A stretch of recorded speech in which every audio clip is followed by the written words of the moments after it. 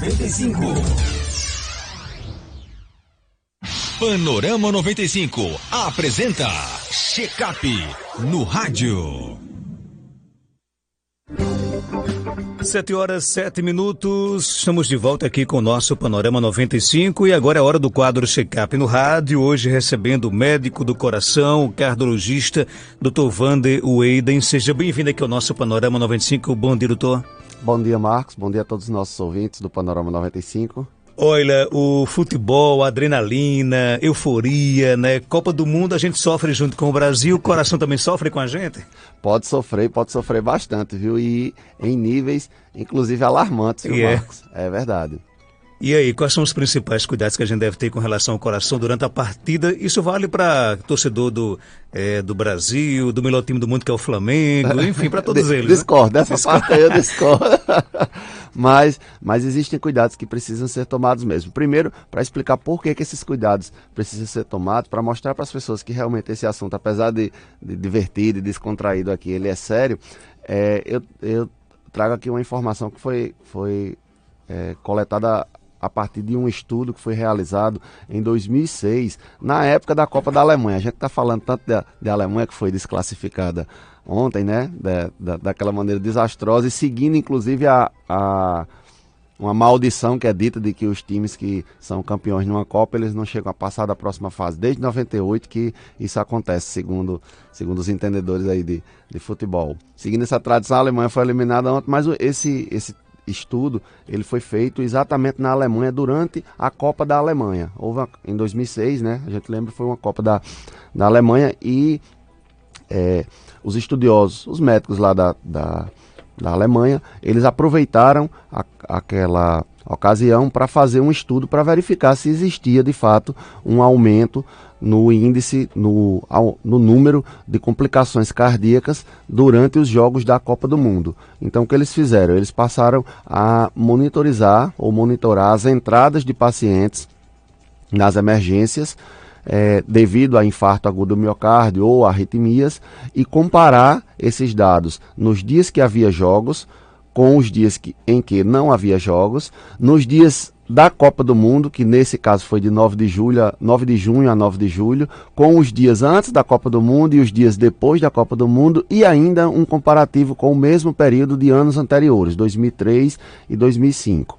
E o que é que se observou nesse comparativo todo? Dados alarmantes, Marcos. Primeiro, aumento de 166% do número de infartos nos dias de jogos, especificamente de jogos da Alemanha, já que a gente está tratando de um desenho de estudo que foi realizado lá naquele local, para aquela população. Então a gente poderia atribuir esse número para cá no Brasil nos dias de jogos do Brasil, ou como você disse, nos dias de torcedores de times específicos, né?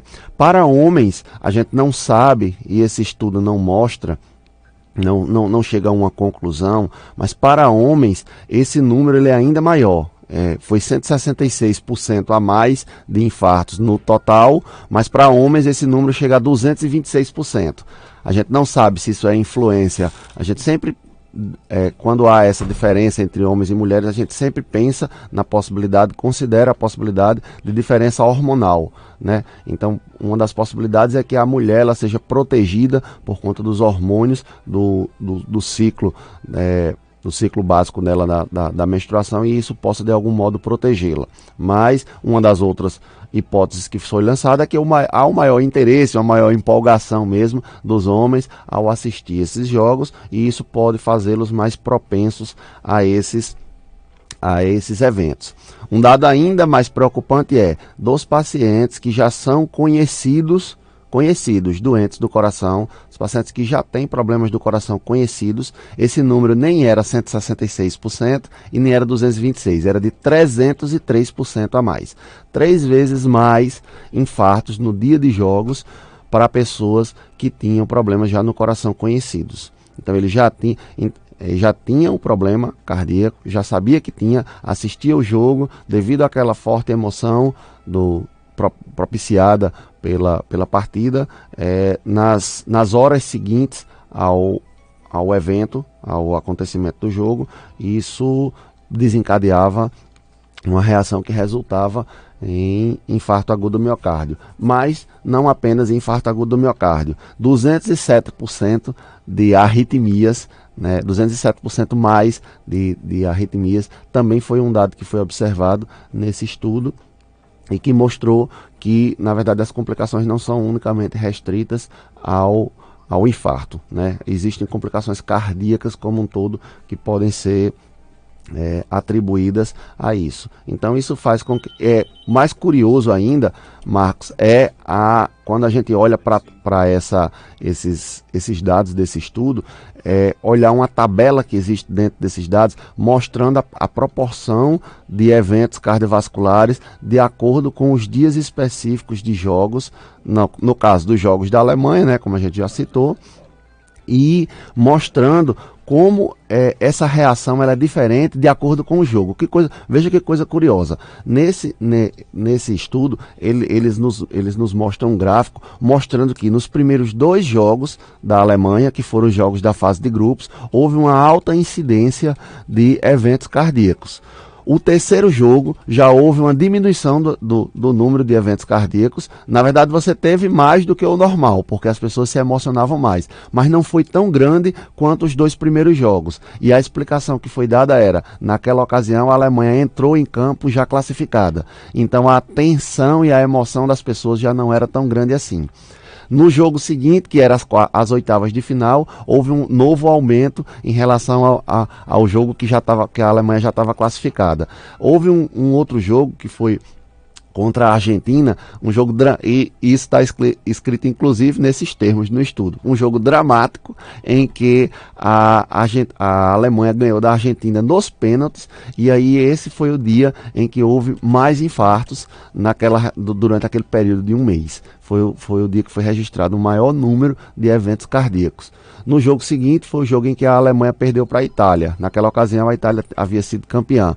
Também houve uma grande incidência de infartos, e no jogo seguinte, como a Alemanha já não estava mais disputando o título, já havia perdido, estava tendo uma disputa apenas de terceiro lugar, foi um dos dias em que houve o menor índice de infartos, que foi quando a Alemanha disputou com Portugal e inclusive ganhou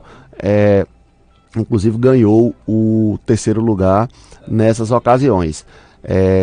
Isso mostrou, na verdade, que não é o resultado do jogo em si que interfere ou que leva ao aumento específico do número de eventos cardíacos, e sim a emoção que está intrinsecamente ligada ao jogo. Por quê? Porque no jogo que a Alemanha perdeu, mas perdeu disputando uma vaga na final, né, que foi o jogo que ela disputou contra a Itália, houve um grandíssimo número de infartos. No jogo que a Alemanha ganhou, mas ganhou na fase de grupos já classificada, esse número de infartos ele foi bem menor. No jogo que a Alemanha ganhou, mas ganhou da Argentina numa disputa dramática de pênaltis, foi o dia em que houve de fato o maior número de infartos. Então não depende especificamente do resultado do jogo, depende do que está em jogo, na verdade, ali, né? Se é a classificação, se é a passagem para uma próxima fase, se se os gols são feitos logo no começo e isso dá menos tensão ao jogo,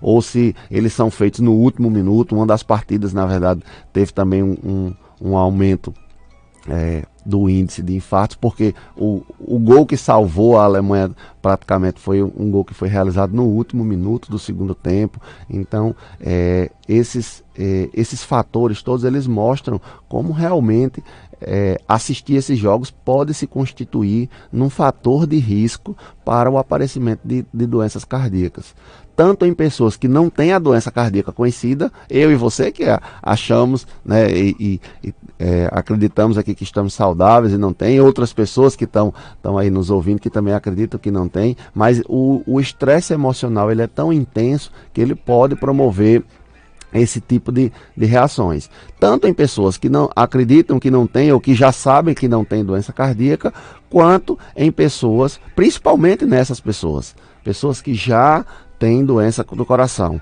É a pessoa que já fez um exame cardiológico, fez um cateterismo e descobriu que de fato tem uma obstrução coronariana, já fez um exame que mostra que tem isquemia do coração, então é uma pessoa que já tem placas de gordura nas artérias coronárias, então essa pessoa ela é propensa ao desenvolvimento de eventos cardíacos. Quando a gente fala em eventos cardíacos, a gente fala primordialmente, baseado nesses estudos, a gente fala primordialmente de infarto agudo do miocárdio e aparecimento de arritmias. Então, isso é um fato, né? Esses jogos emocionantes, eles são considerados um fator estressor ou um fator desencadeante, de fato, assim como existem outros fatores desencadeantes e que muitas vezes estão co-associados, né? Por exemplo, uma grande ingesta de bebida alcoólica. Então esses jogos muitas vezes são feitos, né, são assistidos em grupos, né? As pessoas se reúnem em grupos de amigos e há às vezes um exagero na ingestão. E você perde a noção também, você né? perde a noção, depois da alegria, né, da vitória, ou né, tem algumas pessoas que brincam dizendo, se o Brasil perder eu vou beber porque perdeu, se o Brasil ganhar eu vou beber porque ganhou. Então, nessas condições, o aumento da ingestão de bebida alcoólica pode ser mais um fator para levar essas pessoas ao aparecimento de doenças cardíacas. O consumo, por exemplo, de grande quantidade de comida também, ou de comida de má qualidade, né? Que nessas horas ninguém vai pensar em comer uma fruta, né? Em contar a quantidade de comida, né? Fazer um balanço energético nas calorias, né? Come o que passar na frente, tá? Tá passando churrasco, bota churrasco, tá passando a feijoada, bota a feijoada, né? Tudo que tem na frente, tá passando tira-gosto, bota a coxinha. Então, nessas ocasiões a gente não presta atenção na qualidade da comida e uma comida em grande quantidade ou uma comida de má qualidade são também reconhecidos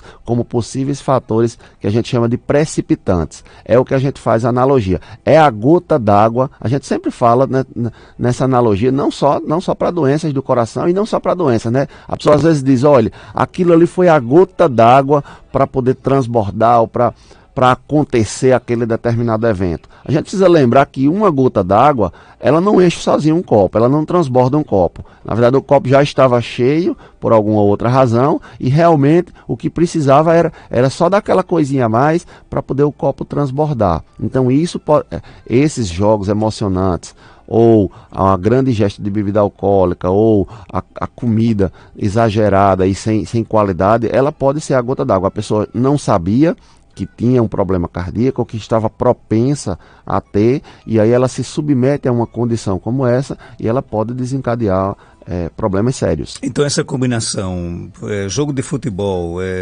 uma churrasqueira com bebida não dá certo? Não combina. E eu acrescentaria ainda mais 2, viu? Mais 3, aliás.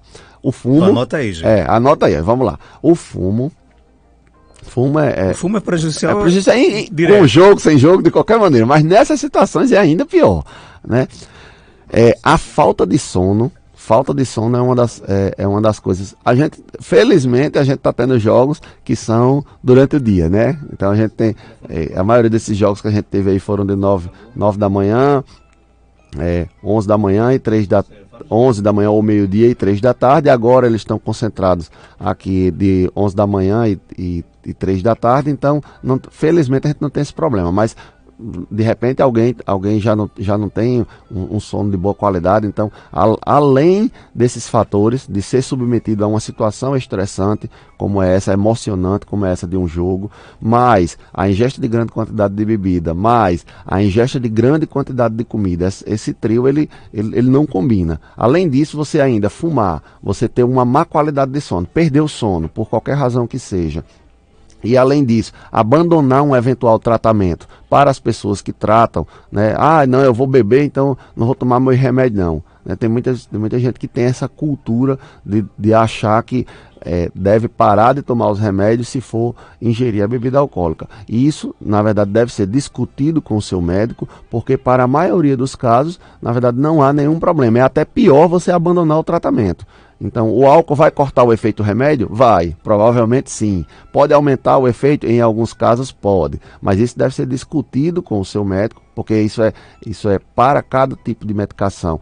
Existe um efeito, mas de modo geral, de modo geral, a recomendação é de que isso não seja feito, que você não pare, não abandone, em especial para tratamentos que são continuados. Pessoas que tratam doenças do coração, elas não podem abandonar o tratamento delas porque vai ingerir bebida alcoólica. Então você junta tudo isso, mais um abandono de tratamento de uma pessoa que já faz o tratamento do coração, você tem um risco elevadíssimo de desenvolver doenças do coração durante esses jogos. Então, para quem sofre de pressão alta, jamais se esquecer do remédio nesse dia. Isso, inclusive uma das terapias propostas nesse estudo ele mostra isso e ele sugere algumas, na verdade ele não é um estudo de intervenção, né? Não é um estudo que foi tentar provar que fazer isso ou fazer aquilo iria modificar. Ele queria apenas verificar se durante os dias de jogos havia um número maior de infartos. E ele conseguiu documentar, ele comprovou isso.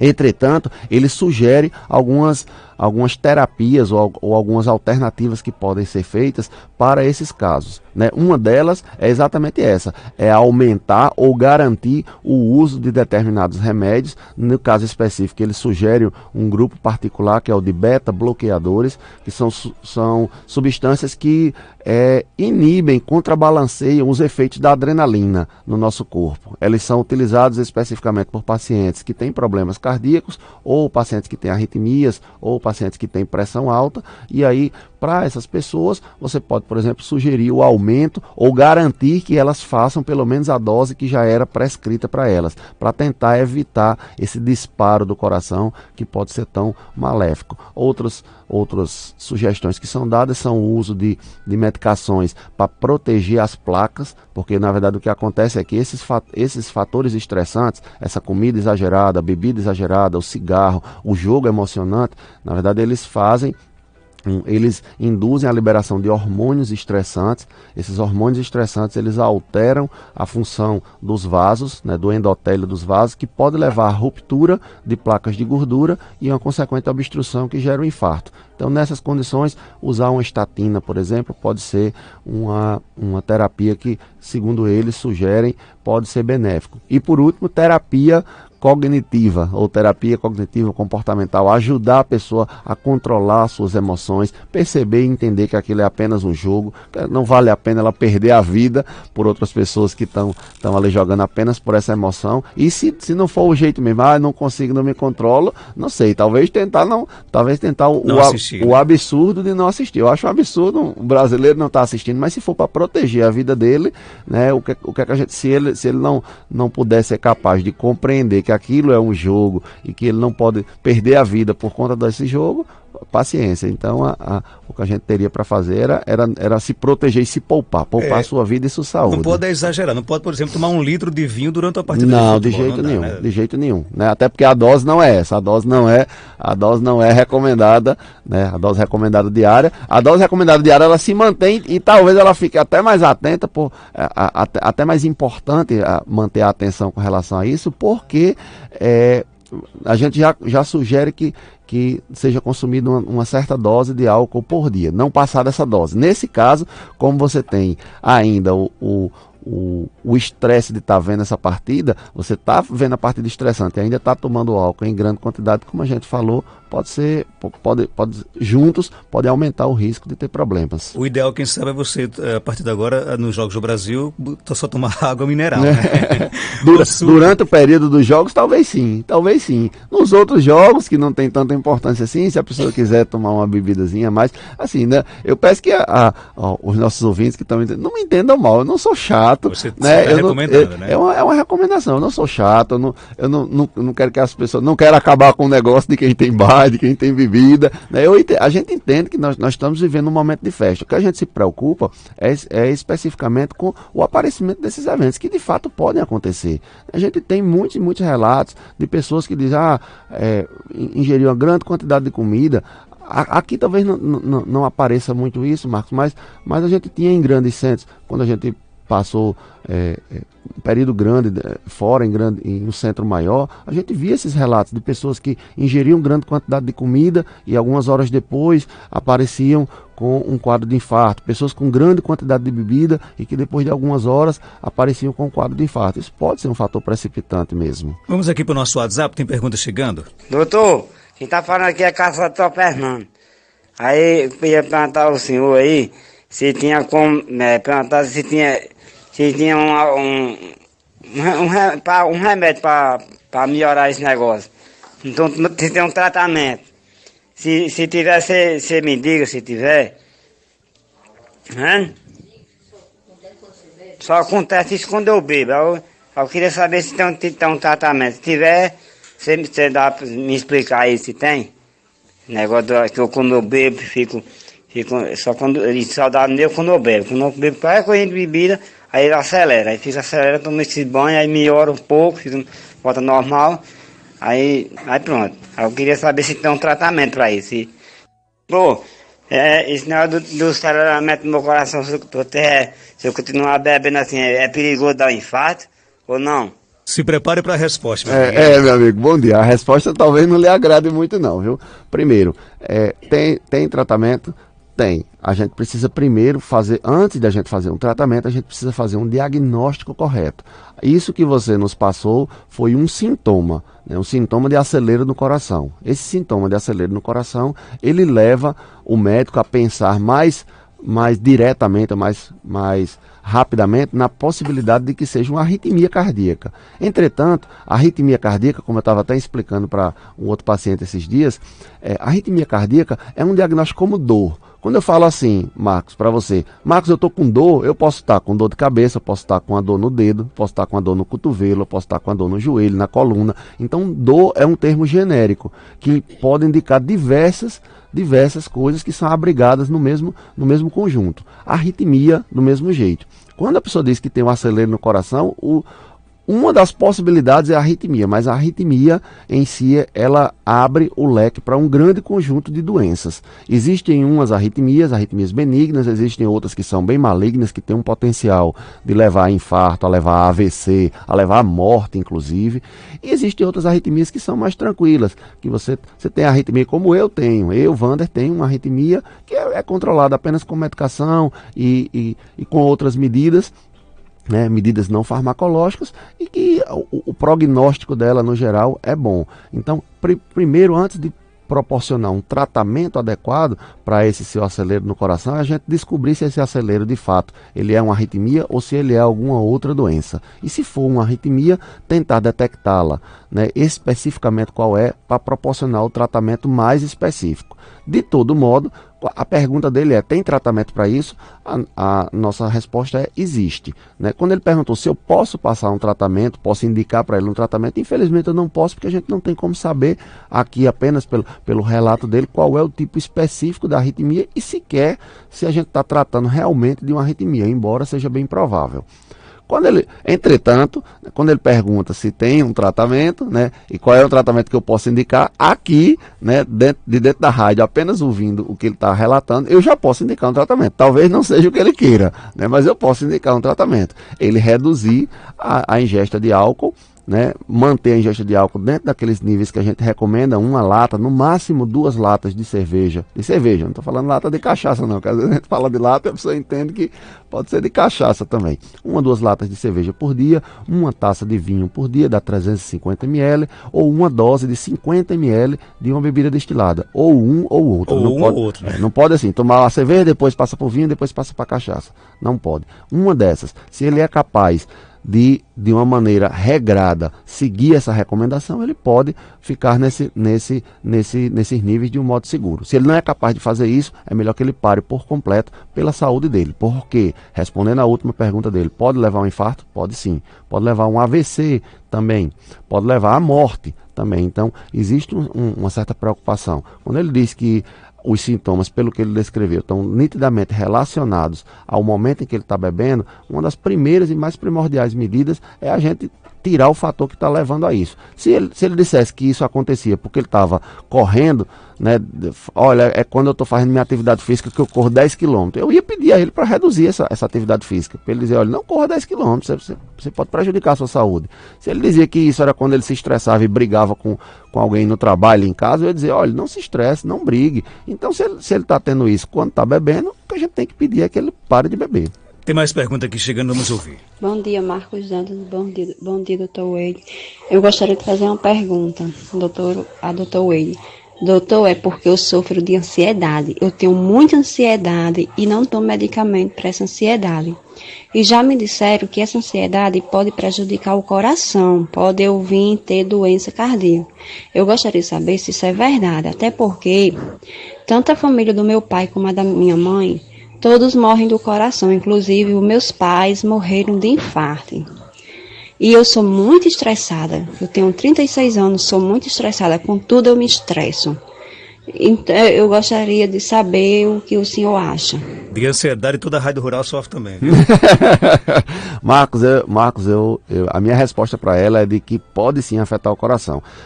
Esse estresse que a gente falou, por exemplo, que as pessoas apresentam aqui durante os Jogos do Brasil, que na verdade a gente está falando isso dos Jogos do Brasil, baseado nesse estudo que falou dos Jogos da Alemanha durante a Copa da Alemanha, eles são situações que são semelhantes. Apenas o estresse é intenso e agudo e verificável no mesmo dia.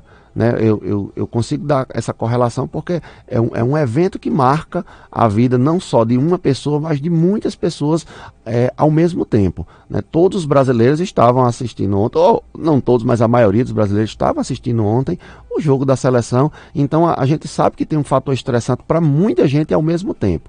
Mas quando a gente olha individualmente, quando a gente olha pessoa por pessoa, a gente consegue detectar e verificar também por meio de estudos que essa indução de estresse, de situações estressantes e essa ansiedade, ela pode de fato predispor ao aparecimento de doenças do coração.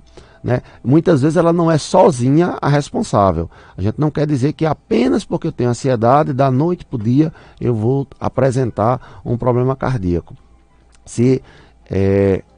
Geralmente, é a mesma analogia que a gente faz da gota d'água, né? Geralmente tem algum substrato embaixo, né, alguma coisa que dá embasamento para que isso aconteça, mas de fato isso acontece, e a recomendação é de que ela faça um tratamento, um acompanhamento psicológico. Se ela não é capaz de resolver sozinha a situação do ambiente, da vida dela e da maneira pela qual ela lida com o ambiente, porque na verdade isso tem a ver com a maneira com a qual a gente lida com as coisas, né? Todos nós, você disse que a Rádio Rural toda sofre de ansiedade, todos nós nascemos, acordamos e vivemos para matar leões por dia, né? Todo dia a gente acorda para resolver um problema, resolver dois, resolver três. A maneira com a qual a gente lida com esses problemas e com a gente lida com a frustração com esses problemas é que é fundamental para que a gente tenha uma qualidade de vida. Se isso não está sendo adequado na vida dessa nossa ouvinte, a recomendação é que ela procure um apoio psicológico e um apoio psiquiátrico, inclusive, para fazer tanto a terapia psicológica, quanto, se for necessário, a terapia medicamentosa para poder fazer. Algumas pessoas às vezes têm um preconceito de acompanhamento psicológico ou psiquiátrico, porque acham que isso não deve ser reservado para as pessoas, mas a quantidade de gente que sofre de ansiedade, que sofre de outros sintomas, não parece ser o caso dela, mas sintomas como depressão, e que precisariam e precisam de ajuda profissional para poder sair desse quadro, é muito grande. A gente não deve mais achar que psicólogo e psiquiatra são para doido, como se dizia antigamente. Isso já não cabe mais na nossa sociedade. As pessoas têm que reconhecer que a gente vive diante de uma epidemia de ansiedade, de uma epidemia de estresse, e que as pessoas, se não estiverem conseguindo resolver sozinhas esses problemas, elas devem procurar ajuda. Doutor Wando, nosso tempo estourou, temos muitas perguntas aqui, algumas até sugerindo temas, e a gente deixa para a próxima semana, quinta-feira, as perguntas de hoje, nós iremos fazê-las na próxima quinta-feira, quando o doutor Wando Wade volta aqui ao nosso programa para o quadro Check-up no rádio. Obrigado pela sua participação, que a gente possa vencer segunda-feira e passar para as quartas de final, né? Tomara que sim, Marcos. Eu agradeço a participação. Na próxima quinta a gente responde todas as outras perguntas que ficaram. 7 horas.